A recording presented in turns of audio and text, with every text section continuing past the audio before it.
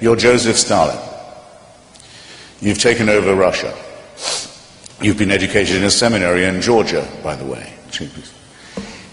Up till 1917, for hundreds of years, hundreds of millions of Russians have been told that the head of the state is a god, that the Tsar is above power, ordinary secular power, that he's the head of the Russian Orthodox Church as well as the... You shouldn't be in the dictatorship business if you can't take advantage of a deep well of credulity and servility like that. It's your golden opportunity. What does he do? Heresy trials. Heresy trials, witch hunts, miraculous discoveries such as Lysenko's biology, the worship of the leader from whom all blessings flow. As I described North Korea, the most religious state I've ever seen. Mutatis mutandis, this would apply also to Mao's China, with the same background of superstition and servility. Now, for there to be a fair test about this, you'd have to do the following.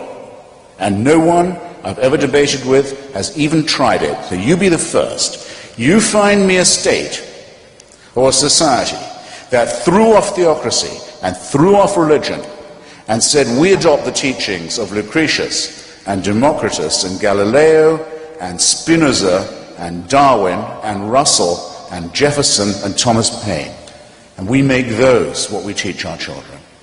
We make that scientific and rational humanism our teaching. And you find me that state that did that and fell into tyranny and slavery and famine and torture, and then we'll be on a level playing field. As it is, all you've done is show that the idea of worship and the idea of credulity and the idea of servility and slavery to religion is a bad idea in the first place. But none of the czars and none of the Chinese kings, none of this...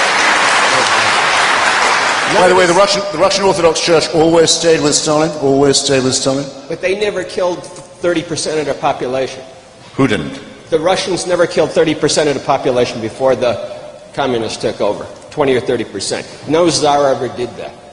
No Christian czar ever did any killing on anyone. Well, no, excuse me, they started the First World War, they started the pogroms, they brought the protocols of the Elders of Zion that was imported by Tsarist secret policemen to National Socialist Christian gangsters in Europe. How much do you think the export of Russian Orthodox anti-Semitism cost us in point of lives and war?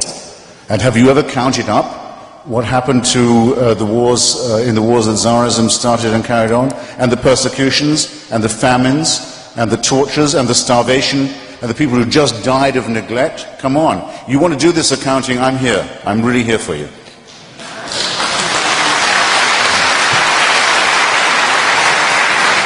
Or what the Serbian Orthodox and the Russian Orthodox have just done in the Balkans.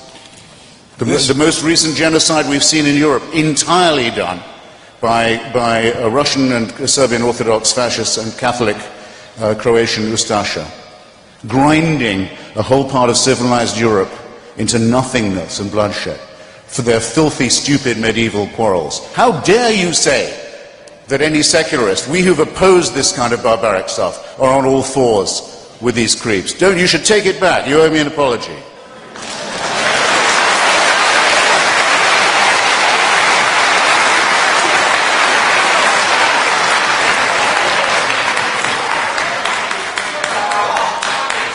You lose, Boychik. You lose, Boychik.